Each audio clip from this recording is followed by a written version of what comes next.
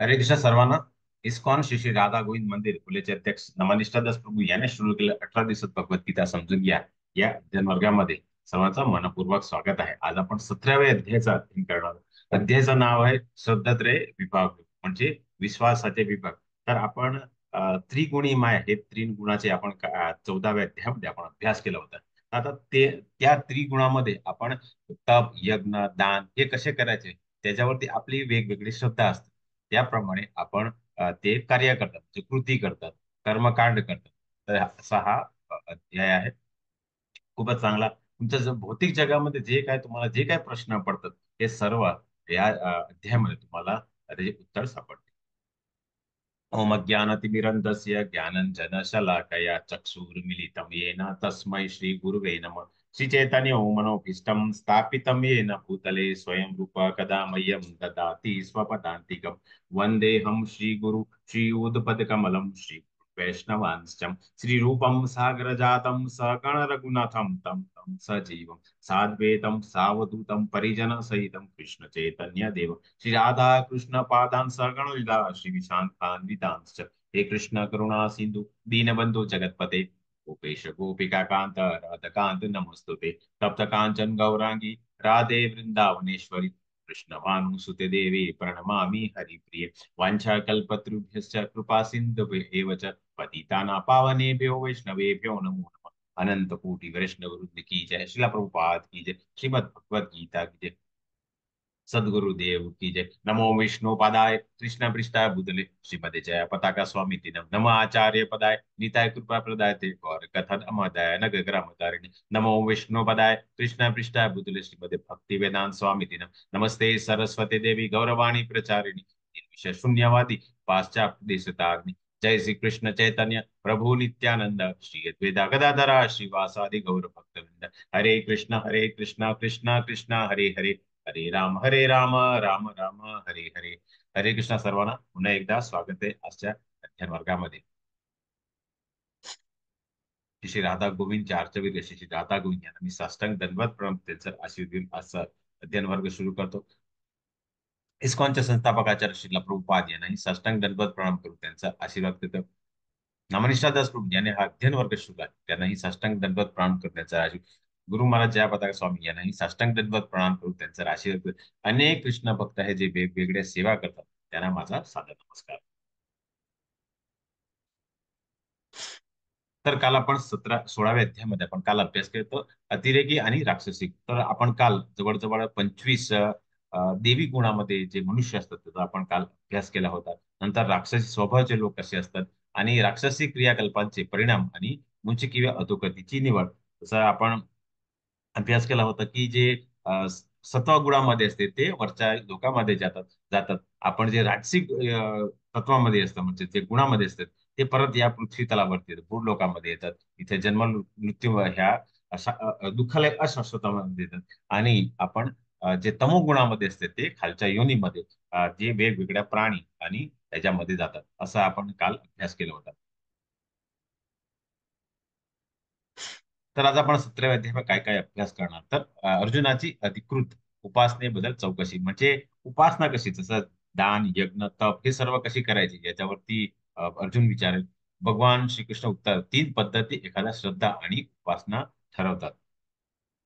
तीन प्रकारचे पदार्थ म्हणजे आपला जो आहार आहे त्याला तीन प्रकारचे पदार्थ दिलेले आहेत. यज्ञाचे तीन प्रकार, तपस्याचे तीन प्रकार, तीन प्रकारचे दान धर्म आणि ओम तत्सत त्याग दान तपस्या हे परमात्माला अर्पण करावं. जसं आपण दुसऱ्या दिवसापासून आपण अभ्यास करतो की जे काय आपण कर्म करतो, जेव्हा अर्जुनाने जे प्रश्न केला होता त्याला तेव्हा तेव्हा ज्याला अर्जुनाला जेव्हा वाटलं की मी पाप प्रतिक्रिया मला लागेल, तेव्हा भगवंताने सांगितलं होतं की तू काय जे कर्म करतो ते तू मला अर्पण कर. तर आज आपण ओम तत्सत दान त्याग तपस्या हे परमात्माला अर्पण कसे करावे हे आपण कारण आपण आता कर्म कसे करायचे, आपण भक्ती करायची कशी करावी हे आपण अभ्यास केला. पण आपला हा आपण जसं 13व्या अध्यायामध्ये आपण अभ्यास केला होता की आपलं क्षेत्र म्हणजे आपलं शरीर आहे. तर हे शरीर घेऊन आपल्याला हे करायचं आहे. तर शरीर हे आपण जे कर्म आणि भक्ती आपलं शरीर करणार आहे. म्हणून आपण हे कसे करावे म्हणून याच्यासाठी आपल्याला ज्ञान पाहिजे. कर्मचे आणि भक्तीचे त्याच्यासाठीच हे ज्ञान ह्याला ज्ञान आपण हा तिसरा टप्पा म्हणतात.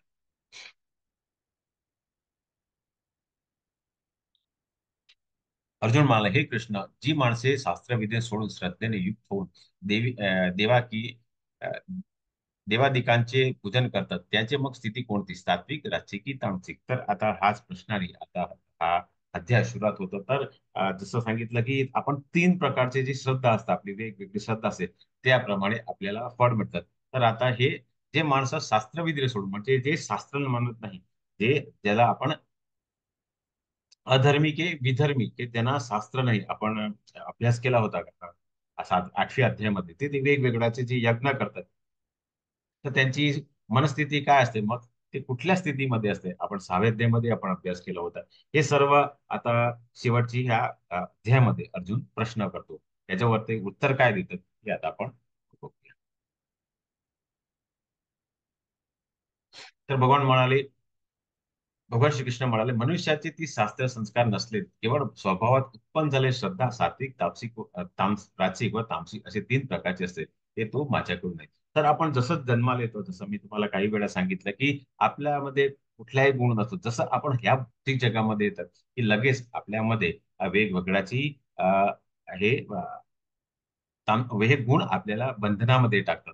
तर आपण जन्माला येतो, तर तुम्हाला माहित असेल तर एक जेव्हा बाळ जन्माला येतो, तर तेव्हा त्याला माहित आहे की त्याची आई कोण आहे, त्याचे बाबा कोण आहे, त्याचे आजोबा आजी. कारण आपण जसं ज्या प्रकारे आपण ज्या बाळ मुलाला आपण हातामध्ये घेतात, त्याप्रमाणे त्याला लगेच कळतात की ह्याच्यामध्ये सध्या आई कशी सात्विक गुणामध्ये आहे, राजसिक गुणामध्ये आहे, ते तामसिक गुणामध्ये आहे. काही वेळा काय आणि वडील पण जेव्हा कामावून घरी येतात, तर त्यांच्यामध्ये जे काही टेन्शन वगैरे असतं किंवा कोणाशी भांडणं झाली असते, तर त्यांचा शरीराचा एक वेगळ्याच प्रकारची त्याची व्हायब्रेशन असते. त्यामुळे मुलांना पण कळतं की आज बाबाचं हे काय आहे, मनस्थिती काय आहे, ते कुठल्या गुणामध्ये आहे. तर हे सर्व लहान बाळाला पण करतात. तर इथे भगवान हेच म्हणतात की केवळ स्वभावात उत्पन्न झालेल्या श्रद्धा सात्विक, आपला स्वभाव कसा असतो, तर स्वभाव कसं होतं, कारण जे काही आपण अन्न वगैरे ग्रहण करतो त्याप्रमाणे आपला स्वभाव तयार होतो.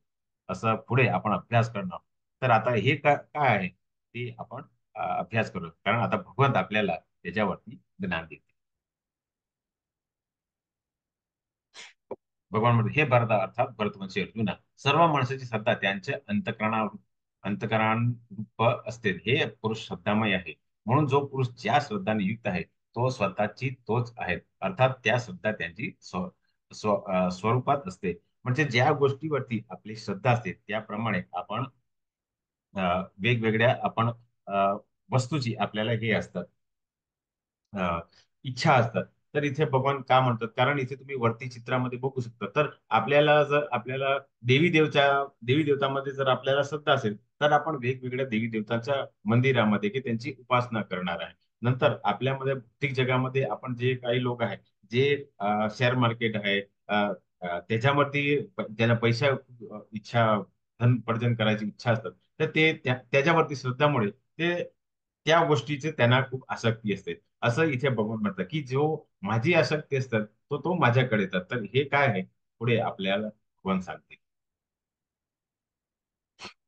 तर इथे या श्लोकामध्ये सांगतात की सात्विक माणसं देवांची पूजा करतात, राजसिक माणसं यक्ष राक्षसांची, तसेच तामसिक माणसं असतात ते प्रेत व गणाची पूजा करतात. तसं आपण हे तीन उदाहरण काही वेळा आपण घेतलेलं आहे. तर इथे आपण इथे जो देवी देवताचा पूजा करतो तो सात्विक माणूस माणूस आहे, कारण तर त्याचा हेतू आहे. तर हे तीन वेगवेगळे देवी देवता दिलेले आहेत. जसं इथे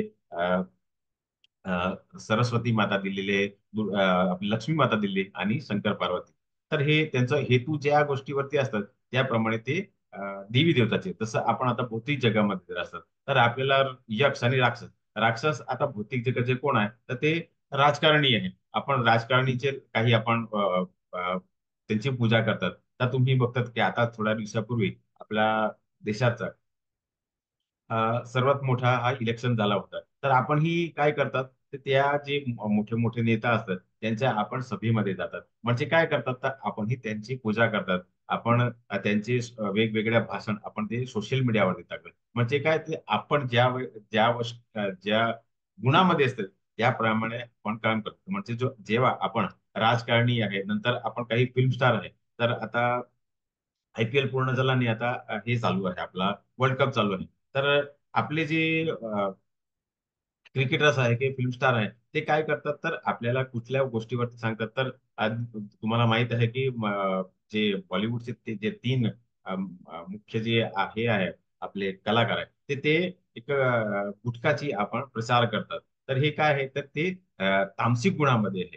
तर आपण जसं आपण जे चार नियम आपण इस्कॉनचे फॉलो करायचे असतात, त्यात आपण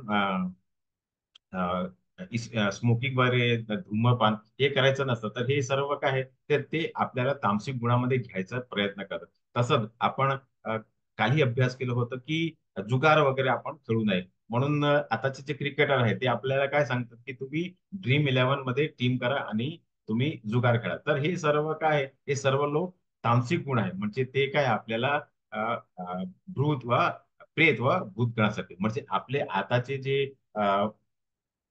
सिनेमा जगतचे जे कलाकार आहेत आणि हे आपल्या भौतिक जगाचे जे क्रिकेटर्स आहेत, ते काय आहे, हे सर्व तामसिक गुणामध्ये आहे आणि आपल्याला तामसिक गुण करायला आपल्याला प्रेरित करतात, असं आपण या श्लोकेद्वारा आपण समजू.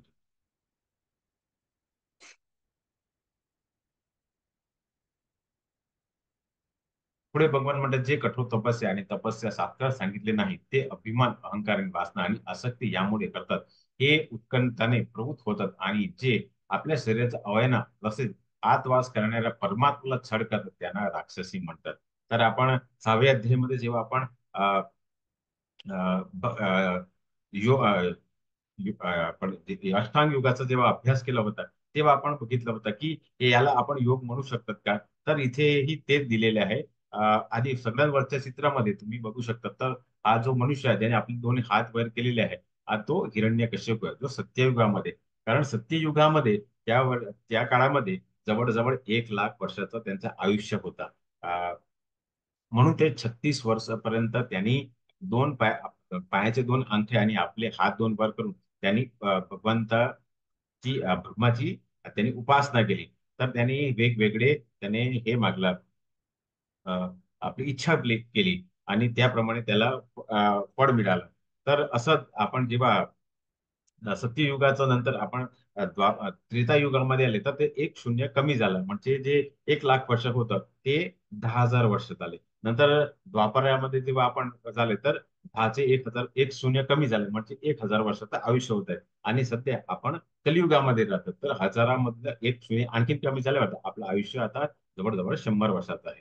तर इथे भगवान काय म्हणतात, जी कठोर तपस्या आहे, जसं हिरण्यकश्यप आहे, नंतर आपण रावणाचं उदाहरण घेतलं, नंतर कंसाचा उभा आहे, ते हे सर्व काय आहे, ते सर्व कठोर तपस्या करतात. आणि शास्त्रामध्ये सांगितलं नाही कसं तपस्या कुठेही शास्त्रामध्ये सांगितलं, जे फक्त अभिमान, अहंकार आणि वासना त्यांच्या सर्व गोष्टी भोगायच्या आणि आसक्ती हे करतात. आणि आता आपण भौतिक जगामध्ये राहतात, आता थोड्या वेळी मी तुम्हाला उदाहरण दिलं, तर असे काही राजकारण आहे. आपण आपल्या देशामध्येच बघितलं की शेतकरीचं आंदोलन होतं मध्ये.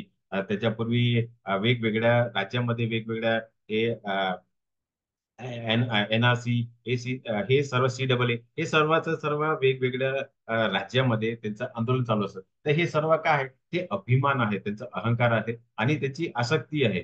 हे जेव्हा करतात ते शास्त्रामध्ये कुठे लिहिलेलं नाही. आणि काही असे राजकारण आहे की जे रस्त्यावरती उपवासासाठी बसतात, हे सर्व जे लोक आहेत ते परमात्माला चढ, कारण तुझ्या हृदयामध्ये परमात्मा असतो, असं भगवान म्हणतात. की जेव्हा असे आपण तप करतात, तेव्हा आपण परमात्माचा छळ करतात, असं या श्लोकेद्वारा भगवंत आपल्याला सांगण्याचा प्रयत्न केला. म्हणून आपण जे काय उपवास वगैरे करतात, ते भगवंताच्या प्रीत्यारूपात भगवंताला अर्पण करून केले पाहिजे. जसं काल काही माताजीने प्रभूजीने उपवास केला, तेव्हा काय होतं, काल आपण एकादशी म्हणजे आपण भगवंताला अर्पण केलेलं आहे. आपण शरीरामध्ये छळ करत नाही. कारण हे सर्व गोष्टी भगवंतासाठी करतात, तेव्हा आपण परमात्माच्या जवळ जातात, असं या श्लोकेद्वारा आपण समजून घेऊया. तर आता 3 प्रकारचे पदार्थ कसे असतात ते आता आपण अभ्यास करूया. तर इथे भगवान म्हणतात, भोजन ही सर्वांना आपापल्या प्रतिकृतीप्रमाणे तीन प्रकारचे प्रिय असते आणि तसेच यज्ञ तप व दान ही तीन तीन प्रकारचे आहेत. त्याचे हे निरनिराळे भेद तू माझ्याकडे दे. आयुष्य, बुद्धी, बळ, आरोग्य, सुख आणि प्रीती वाटणारे रसयुक्त स्निग्ध स्निग्ध स्थिर राहणारे स्वभावात मला प्रिय वाटणारे असे भोजन पदार्थ सात्विक पुरुषांना आवडतात.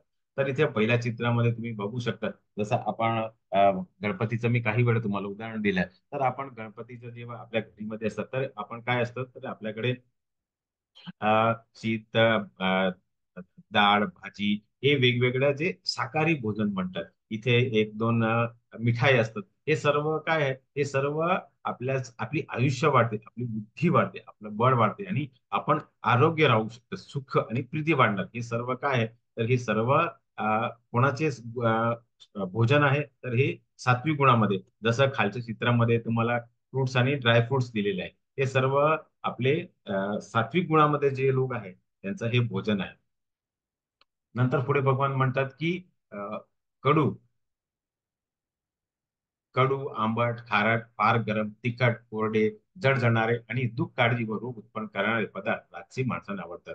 तर आपण बुद्धी चेकामध्ये राहतात तेव्हा आपण काय आता आता बरेचसे प्रत्येक शहरा गावामध्ये आता वेगवेगळ्यामध्ये मांसाहारचे वेगवेगळ्या टपऱ्या चालू झालेले आणि चायनीजचे फार टपरी आहेत. तर हे सर्व काय हे सर्व भगवान इथे म्हणतात की कडू, आंबट आणि खारट आणि फार गरम. कारण ते त्यामध्ये आपण काय होतं तर ते कोरडे आणि जळणारे आणि दुःख व अ, काळजी व रोग उत्पन्न करतात. कारण हे सर्व काय आहे हे राजसिक भोजन आहे. त्यामुळे आपल्याला हे ज्या ज्या गोष्टी ज्या लोकांना असले जे जर तुम्हाला माहित असेल की त्यांना चायनीज वगैरे जे खूप आवडतात ते राजसिक गुणामध्ये स्थित आहे, असं तुम्ही त्यांना करू शकतात. आणि आता आपण वेगवेगळ्या चिप्स पण इथे आपण खातात. हे सर्व काय आहे, हे कुरकुरे वगैरे हे सर्व राजसिक प्रकारचे भोजन आहे. असं या श्लोकामध्ये भगवंत आपल्याला जे तीन प्रकारचे जे आपले भोजन असतात जे इथे वर्णन केले. पुढे भगवान म्हणतात की जे भोजन कच्चे, रस नसलेले, दुर्गंध येणारे, शिळे व उष्टे असते, तसेच जे अपवित्र असते ते भोजन तामसिक. म्हणजे जे आपण बर्गर, पिझ्झा, कारण पिझ्झाचे तुम्हाला ब्रेड माहिती असेल की 2-3 दिवस पूर्वाचे असते.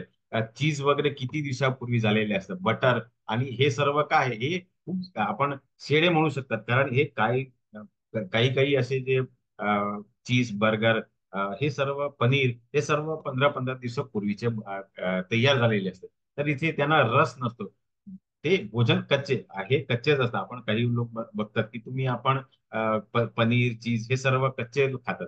म्हणजे जे भोजन कच्चे, रस नसलेले, दुर्गंध येणार आणि शीड आणि उष्टे असतात, त्याचे जे अपवित्र असते ते भोजन तामसिक. इथे तुम्ही चित्रामध्ये बघू शकता, हे बघा तुम्ही किडे वगैरे तुम्हाला दिसते. तर हे सर्व भोजन जे आहे जे तर तुम्हाला सँडविच, पिझ्झा, बर्गर, पावभाजी हे सर्व जे तुम्ही जेवण करतात तर तुम्ही तामसिक गुणामध्ये आहे. असं या श्लोकेद्वारे आपल्याला भगवंताचे जे तीन प्रकारचे पदार्थ म्हणजे जे आपले भोजन आहे, आपण कुठल्या पदार्थ आपण कुठला भोजन करतात त्याप्रमाणे आपण त्या गुणामध्ये असतात. असं या श्लोकाद्वारे आपल्याला भगवंताने तीन प्रकारचे भोजन उदाहरण दिले आहे.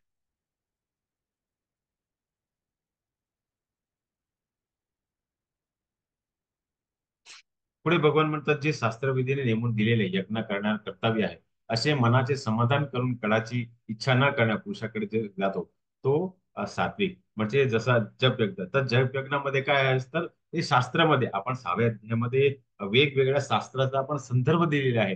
कारण आपण जे सत्ययुगामध्ये वेग मोठे यज्ञ होते ते आपण करू शकत नाही. नंतर त्रेतायुगामध्ये आपण जे पैसा खर्चून जे करू यज्ञ आहे ते करू शकत नाही. आणि आपण मोठे मोठे मंदिर पण उभारू शकत नाही. तर आपण कलियुगाचा कुठला यज्ञ आहे ते आपण अभ्यास केला होता की ती नामजप. तर असे मनाचे समाधान करून फळाची इच्छा न करत. कारण आपण जेव्हा जप करतात तेव्हा आपण फळाची अपेक्षा करत नाही. आपण फळाची अपेक्षा केव्हा करतात, जेव्हा आपण कुठल्या देवी देवताच्या मंदिरामध्ये जातात तेव्हा आपण एक काय करतात, आपण एका नारळ नाहीतर आपण थोडंसं फळ घेऊन एक हार घेऊन आपण आतमध्ये जातात. आणि जवळजवळ काही लोक 21 रुपये, काही 51 रुपया मंदिरामध्ये टाकतात. आणि अपेक्षा काय करतात, तर मला एक मोठा 30 लाखचा बंगला द्या, मला 10 लाखाची गाडी द्या. हे सर्व काय ते आपण फळाची जेव्हा अपेक्षा करतात, परंतु नाम जप करतात तेव्हा आपण काय करतात, तर आपण फक्त नियमाचं पालन करतात. जसं आपण 6व्या अध्यायामध्ये अभ्यास केला होता, की यम म्हणजे आपली बाहेरची अ, बाहेरची स्वच्छता आणि नियम म्हणजे आपला आंतरिक स्वच्छता.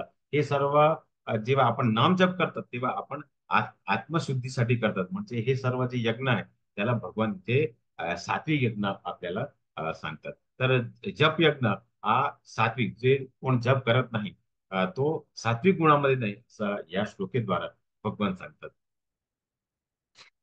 परंतु हे भरतश्रेष्ठ अर्थात भरतवंशी यामध्ये श्रेष्ठ अर्जुना, केवळ दिखावासाठी किंवा फळाची नजर समोर ठेवून जो यज्ञ केला जातो तो यज्ञ तू राजस समज. जसं मी तुम्हाला आताच वेळा सांगितलं, की जे काही आपण पैसे घेऊन आपण ज्या मंदिरामध्ये, ज्या देवी देवताच्या मंदिरामध्ये जातात, आपण काही लोक कोटी वगैरे भरतात, ते तिथे काय असतं, तर आपल्याला फळाची इच्छा असते की माझं लग्न व्हायला, माझी मुलगी आहे त्याचं लग्न करा, नाहीतर आपल्याला चांगला मार्क्स चांगले आपले गुण पाहिजे असतात. तर हे सर्व काय असतात, हे सर्व जे यज्ञ आहे, जेव्हा आपल्याला फळाची अपेक्षा असतात, ते म्हणजे त्याला आपण सकाम कर्म म्हणतात.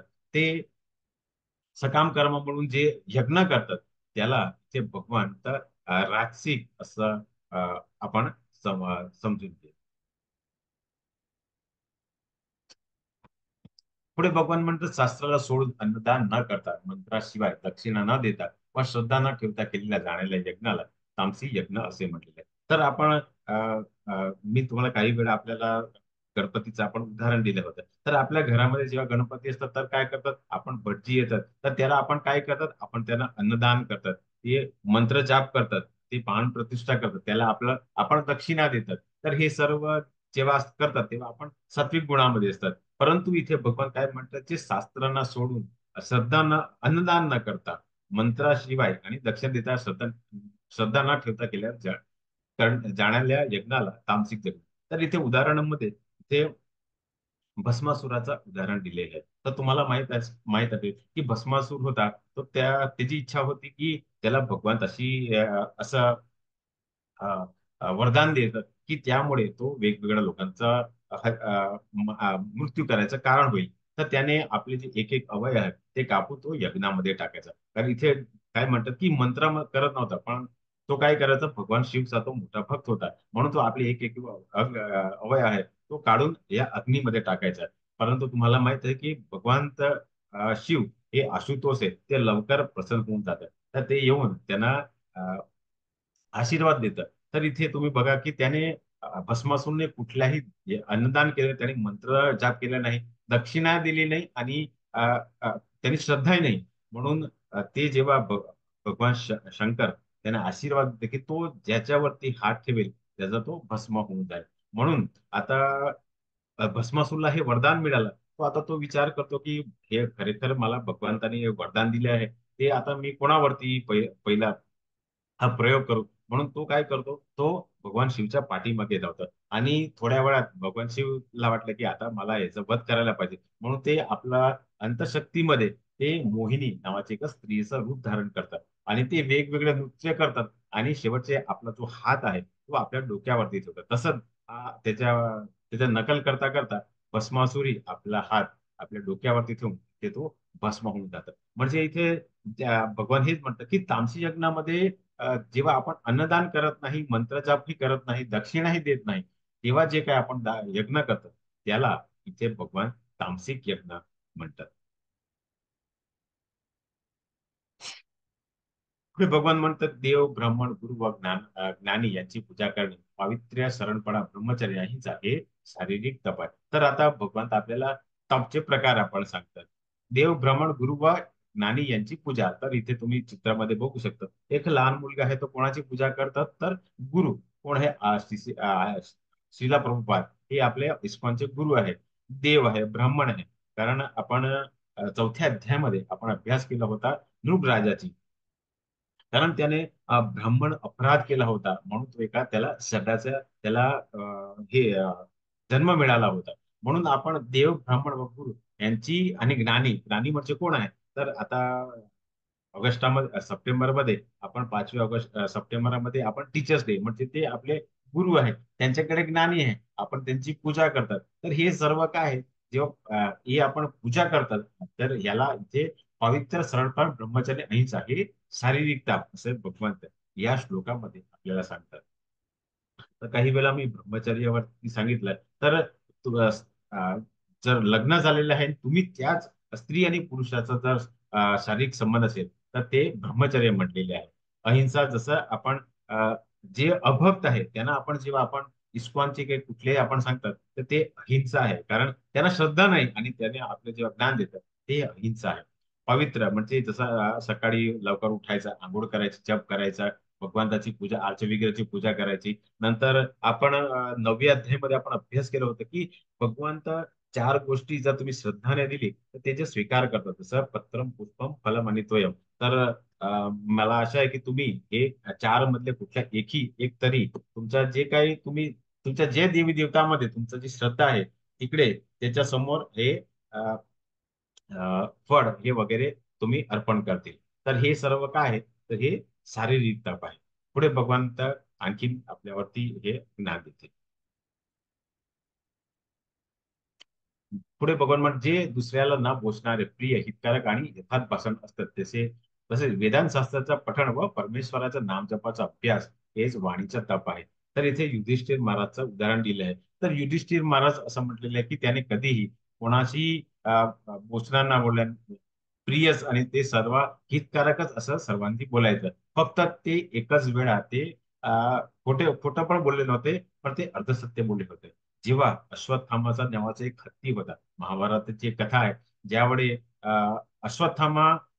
अश्वत्थामाला मारायचं खूप गरजेचं होतं आणि जर अश्वत्थामा जर मृत्यू नाही झाली तर द्रोणाचार्य हे सर्व पांडूंना वध करून टाकेल. म्हणून एक अश्वत्थामाचं एक हत्ती असतं, तर त्याचा मृत्यू होतो आणि जेव्हा द्रोणाचार्य हे विचारतात की अश्वत्थामा मेला की काय, त्याचा मृत्यू झालाय का, तेव्हा युधिष्ठिर महाराज म्हणतात की नरोबा कुंजरोबा, म्हणजे एकच वेळा त्याने अर्धसत्य म्हटले म्हणून त्यांना त्यांचा फक्त एक बोट काहीतरी स्वर्गामध्ये गेलं, नाही तर त्यांचं पूर्ण शरीर स्वर्गमध्ये गेलं होतं. तर इथे भगवान हेच म्हणतात की जे दुसऱ्याला न पोचणारे प्रिय हितकारक आणि यथार्थ भाषण असते तसेच वेदांत शास्त्र पठण व परमेश्वराचे नामजपाचा अभ्यास हेच वाणीचा तप आहे. म्हणजे नामजप जे आपण करतो, आता मी तुम्हाला सांगितलं हे काय आहे, हे वाणीचं तप आहे.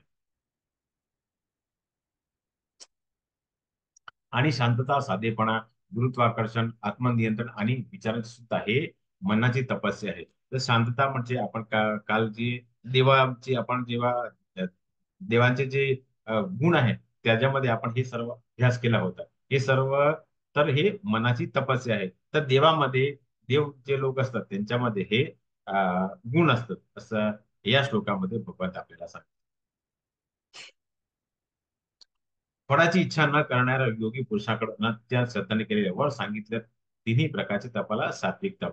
तर जेव्हा आपण कुठेतरी मंदिरामध्ये जातात फक्त जेव्हा फळाची अपेक्षा करत नाही तेव्हा ते सात्विक तप आहे. इथे तुम्ही चित्रामध्ये बघू शकता, तर वृंदावन हे इस्कॉनचे हे सर्व चांगली जागा आणि जवळजवळ सर्व जे इस्कॉनचे जे भक्त आहेत ते तीन गोष्टी करतात. ते कुठले तर मायापूरची परिक्रमा, गोवर्धन परिक्रमा आणि वृंदावनची परिक्रमा. तर हे सर्व काय आहे, ते आपण गेल्यावरती आपण कुठल्याही फळाची अपेक्षा करत नाही, आपण फक्त एक तप म्हणून जेव्हा करतात तर येथे भगवान म्हणतात की त्याला सात्विक तप म्हटलेले आहे.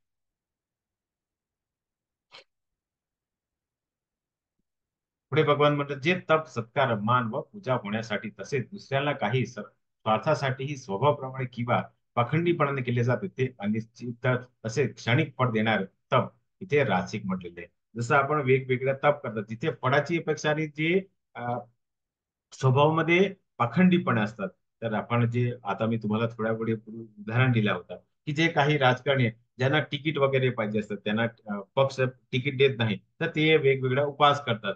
नंतर काही लोक आहेत ज्यांना रस्ते वगैरे करायचे काम असतात, स्ट्रीट लाईटचे काम, हे सर्वांसाठी जे वेगवेगळे जे तप करतात. म्हणजे क्षणिक आहे, कारण जर तुम्हाला एक भौतिक जगामध्ये जे आपण इलेक्शन वगैरे असतात तेव्हा एक तिकीट भेटल्यावरती ते काय आहे ते हे क्षणिक आहे. तुम्हाला हे फळ क्षणिक आहे आणि अनिश्चित आहे. कारण तुम्ही सांगू शकत नाही की पुढच्या वेळी तुम्हाला हे तिकीट मिळणार काय. ते हे सर्व जे काय आहे, जे तप, सत्कार, मान व पूजा होणे तसेच दुसऱ्यांच्या स्वार्थासाठी स्वभावप्रमाणे किंवा पाखंडीपणाने केले जातात. याला इथे भगवंत रासिक तप म्हटलेले आहे. तर पुढे आता तामसिक कसं काय आहे ते आता आपण अभ्यास करू. पुढे भगवान जे तप मूर्खतापूर्वक हट्टाने मन आणि शरीर याने कष्ट देऊन किंवा दुसऱ्यांच्या अनिष्ट करण्यासाठी केले जातात ते तप तामसिक म्हटलेले आहे. तर इथे आपण दुसऱ्या श्लोकामध्ये आपण अभ्यास केला होता. आज इथे हिरण्यकश्यप तुम्ही चित्रामध्ये दिलेले आहे की त्याने आपल्या पायाचे ते दोन अंगठे होते त्याच्यावरती उभे राहून 36 वर्ष आणि हात वर करून तुम्ही चित्रामध्ये बघू शकता की त्याचं शरीर पूर्ण गळलेलं आहे. कारण त्याने खूपच उग्र तप केलं आहे. कारण त्याने 6 प्रकारची त्याने वरदान मागले होते. त्यात पहिला होता की मला कुठलाही मनुष्य किंवा प्राणी मला मारणार नाही. मला दिवसामध्ये किंवा रात्रीमध्ये शस्त्रानी अस्त्रानी हा. नंतर घरामध्ये बाहेर नाही, दिवसामध्ये रात्री नाही. नंतर 12 महिन्यामध्ये कुठल्याही महिन्यामध्ये माझा कोण वध करू शकत नाही. आणि जीवन आणि मृत असं कुठल्याही शस्त्र मला मारणार नाही असं त्याने वरदान मागितलं होतं. त्याचप्रमाणे भगवंताने त्याला वरदान दिलं होतं की तुला कुठल्याही मनुष्याने कुठलाही प्राणी त्याला मारणार नाही. तू दिवसामध्ये आणि रात्री पण तुला कोण वध करू शकत नाही. तुला घरामध्ये आणि बाहेर पण वध करू शकत. तुला पृथ्वीने आणि वायू, आकाश याच्यामध्येही ती तुझा कोण वध करू शकणार नाही. आणि जिवंत आणि मृत्यू असं कुठल्याही शस्त्र तो वध करू शकणार नाही असं ब्रह्माजीने त्याला वरदान दिलं होतं. पण तुम्हाला माहित आहे की जेव्हा भगवान हे सत्ययुगामध्ये होतं. तर सत्ययुगामध्ये भगवान श्रीकृष्ण कसे अवतीर्ण झाले तर तुम्हाला माहित आहे की ते नरसिंह म्हणून होते. तर त्यांचा अर्धा शरीर जो होता तो नर होता आणि अर्धा शरीर तो सिंहाचा होता. म्हणजे ते अ,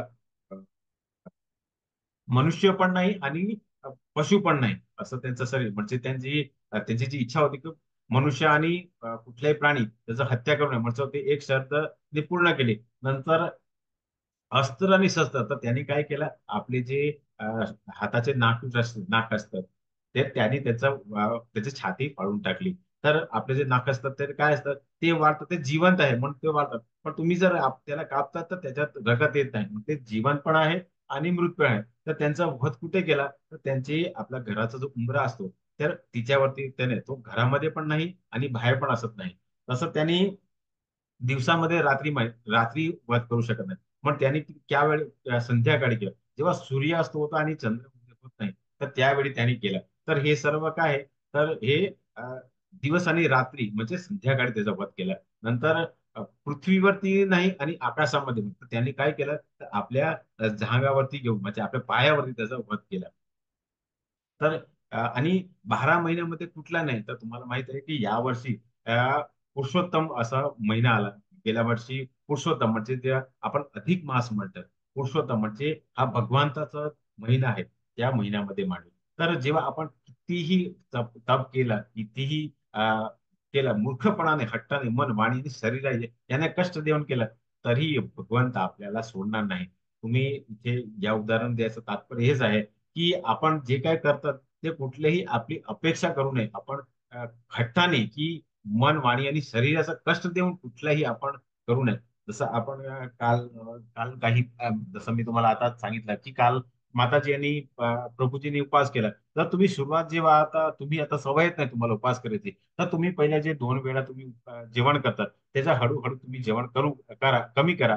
आणि शेवटची जसं उपवासामध्ये काय असतं तर तुम्ही फक्त फळ दूध आहे हे जर तुम्ही घेतलं तर हे सर्वश्रेष्ठ सात्विक तुमचा तप आणि होऊ शकेल असं आपण या श्लोकेद्वारा समजून घेऊया. कारण असं जे तप आहे ज्याच्यामध्ये आपण मुक्तपणे करतात त्याला इथे भगवान तामसिक तप म्हटलेले आहे.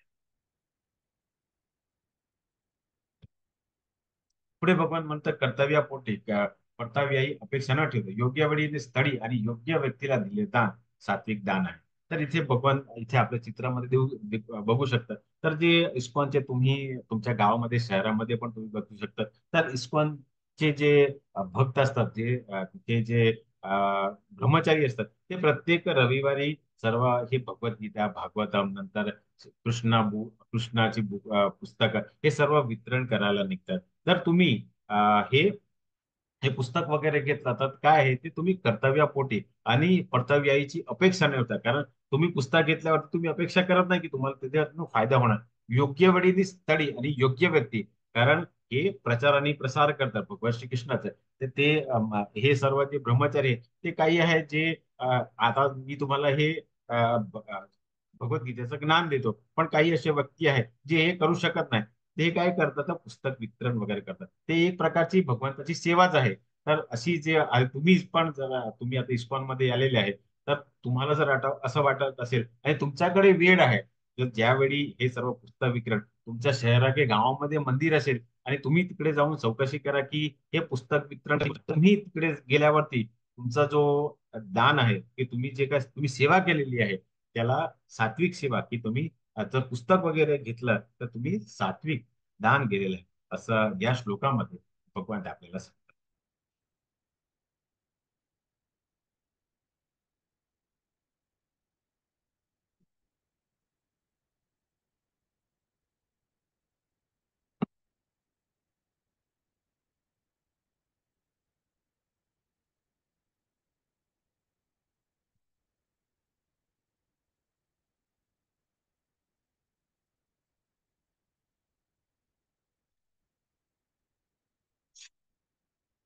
पुढे भगवान म्हणतात, परंतु जे दान क्लेशपूर्वक कृत्या प्रकाराचे हेतूने अथवा फळ नजरेसमोर ठेवून दिले जातात ते दान राजसिक म्हटलेले आहे. तर इथे आपण चित्रामध्ये तुम्ही बघू शकता, तर हे जे कोरोना काळामध्ये असे काही लोक आहेत ज्यांनी एक केळके ही थोडीशी भाजी दिली आहे. तर इथे तुम्ही चित्रामध्ये बघू शकता हे 3 लोक उपाशी आहे, त्यांच्या शरीरामध्ये बळ नाही, असे लोकांना ते दान देतात आणि त्याबरोबर सेल्फी काढतात आणि आपल्या सोशल मीडियावरती टाकतात. तर हे सर्व दान काय आहे, इथे क्लेशापूर्वक म्हणजे त्यांनी इच्छा ते की माझं नाव व्हायला पाहिजे सोशल मीडियामध्ये की मी दान केलेलं आहे. तर प्रत्युपकाराचे हेतूने म्हणजे त्यांना कोणी चांगलं काम केलं असं कोणी सांगायला आणि फळ नजरेसमोर असतात. तर हे सर्व काय आपण जेव्हा दुसऱ्याला दाखवतात की मी काही दान केलं आहे, ते त्याचं फळाची नजरेसमोर ठेवून जेव्हा केलं त्याला रासिक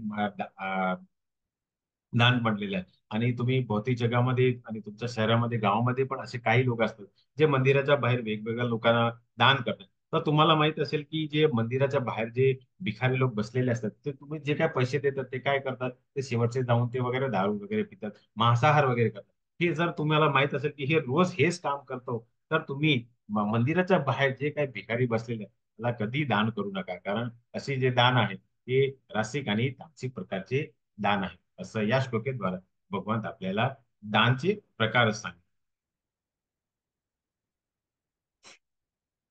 जसं मी त्याला तुम्हाला सांगितलं की जे मंदिराच्या बाहेर काही जे भिकारी बसतात, तर बाहेरच्या दिवसामध्ये तर त्यांना ड्रग्स वगैरे जे घ्यायची इच्छा असतात ते असे प्रकारचे बोर्ड लावून बसतात की मला ड्रग्स वगैरे घ्यायचे, तर तुम्ही मला मदत करा. तर अपवित्र ठिकाणे, कारण ही गोष्ट चांगली नाही म्हणून याला अपवित्र, अयोग्य आहे. कारण ही योग्य वेळ नाही त्याला द्यायची. कारण तो समाजासाठी एका बोज आहे म्हणून त्याच्यासाठी ही योग्य वेळ नाही.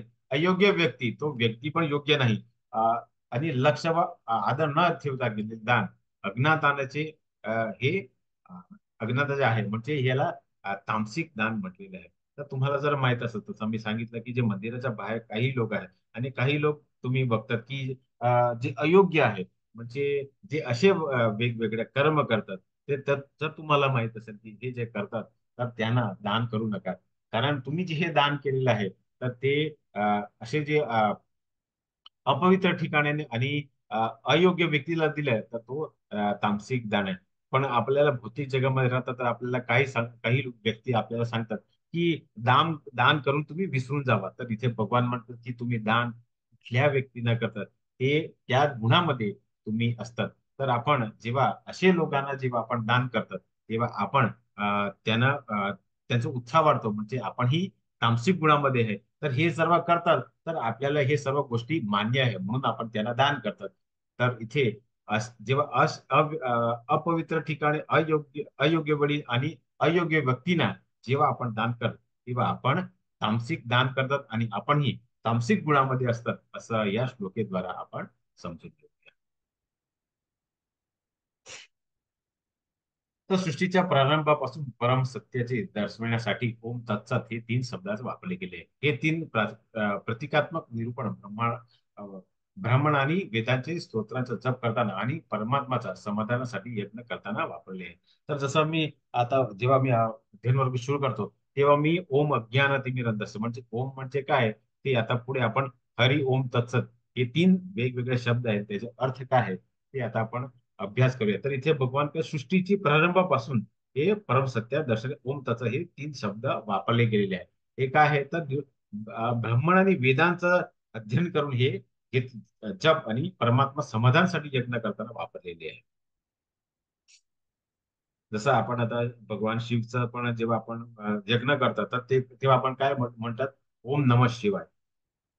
तर हे सर्व सृष्टीची प्रारंभापासून हे यज्ञाची सुरुवात करताना केलेली आहे. ते काय आहे आता आपण अभ्यास करूया. पुढे भगवान म्हणतात अशा प्रकारे परमात्माच्या प्राप्तीसाठी करण्यासाठी दिव्यावाली लोक त्याग दान आणि तपस्या करतात. नेहमी ओमनी सुरुवात करतात.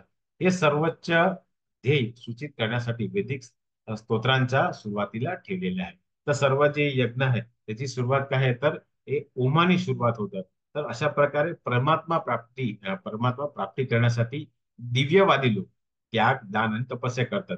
तर आपण आहारचं बघितलं तप आणि यज्ञ हे बघितलं तर त्याची सुरुवात कशी करायची तर उमानी करायची कारण हे सर्वोच्च देश सूचित करणारे वैदिक स्वतंत्र सुरुवातीला ठेवलेले आहे.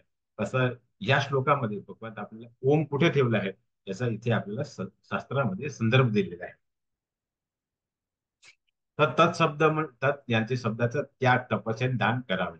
अशा दिव्य क्रियांचे उद्देश भौतिक गुंतामुक्त होणे आहे. तर तत् म्हणजे त्याग तपस्या आणि दान करावे त्यावेळी आपण जेव्हा बोलतात ओम तत्सत तर हे तत् वरती दिलेले आहे की तत् मुक्तीसाठी अलिप्त कार्याचे वर्णन करतात. या क्रियाकल्पा भौतिक परिणामाकडे दुर्लक्ष करून केले जातात. तर इथे त्याचा संदर्भ कुठे दिले आहे तर हे चांदोग्य उपनिषदामध्ये दिलेले आहे. तर आपण जेव्हा दान वगैरे करतात तेव्हा आपण तत् शब्दाचा प्रयोग केला पाहिजे.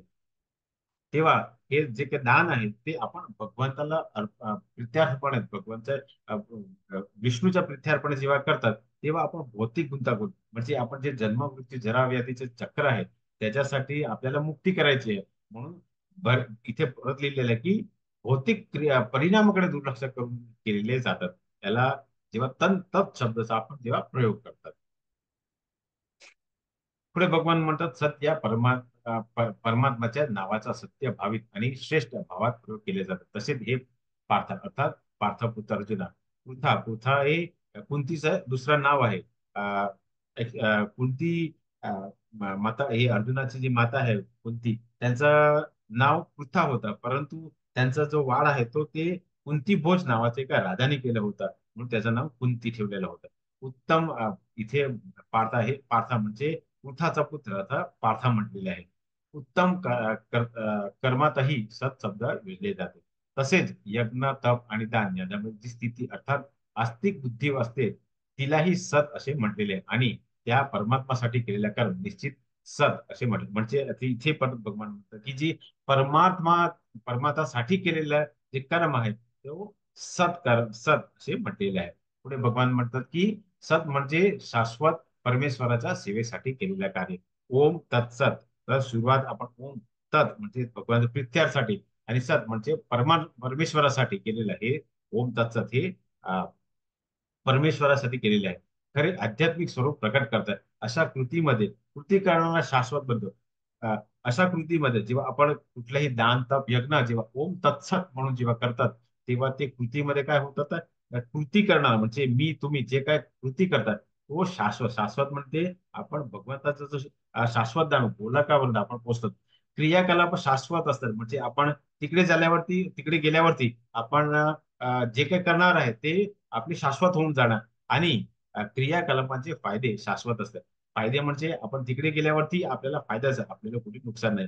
म्हणून भगवान म्हणतात की तुम्ही जे काय दान यज्ञ तप जेव्हा करतात तुम्ही सत्वगुणामध्ये करतात आणि ओम तत्सत म्हणून जेव्हा करतात तेव्हा ते आपल्याला शाश्वत धामाकडे पोचायला मदत करणार, असं या श्लोकेद्वारा भगवंत आपल्याला सांगतात.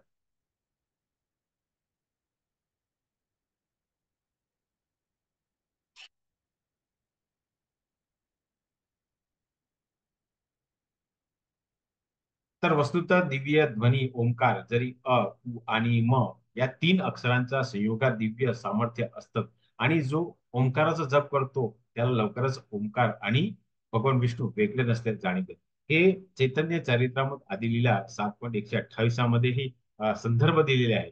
तर वस्तू दिव्य ध्वनी ओंकार मध्ये हे तीन शब्दाचं इथे दिव्य हे संयोग आहे, असं इथे भगवान म्हणतात. म्हणजे ओंकार आणि भगवान विष्णू हे वेगळे नाही, असं इथे चैतन्य चरित्रामृतचा इथे भगवंताने शास्त्रदा संदर्भ दिले आहे. म्हणजे ओम तत्सत म्हणजे ओंकार आणि विष्णू हे वेगळे नाही, असं या श्लोकेद्वारा त्यामध्ये चैतन्य चरित्रामृतचा इथे आपल्याला संदर्भ दिले. पुढे भगवान म्हणतात की अ कार्यांचे कृष्ण सर्व लोक नायक, ओम कार्यांचे राधा, म म्हणजे करो जीव वाचक. तर कार्यांचेत कृष्ण म्हणजे अक्षर कृष्ण सूचित करतात, जो सर्व लौकिक नायक आहे, सर्व जीव आणि ग्रह भौतिक आणि आध्यात्मिक याचा स्वामी आहे. उ म्हणजे ओकारा हे अक्षर श्रीमती राधाराणी आणि कृष्णाची आनंद शक्ती, आणि मकारा म्हणजे सजीवांना सूचित करतात. तर ओमकारा हे म्हणजे भगवान श्री कृष्ण, क म्हणजे राधाराणी म्हणजे ती भगवानची सखी, आणि म्हणजे आपण स्वतः म्हणजे जीव आहे, ओंकार. तर हे भगवान म्हणतात की हे ते इथे चैतन्य चरित्रामृतचं इथे उदाहरण दिलेलं आहे.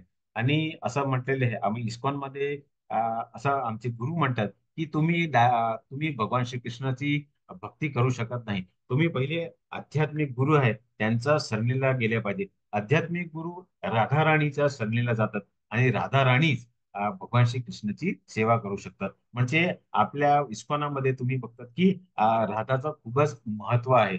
म्हणून इथे भगवान म्हणतात की भगवंताकडे पोहोचायचं असेल तर आपल्याला पहिले आपल्या गुरुला शरणेलाच गेला पाहिजे.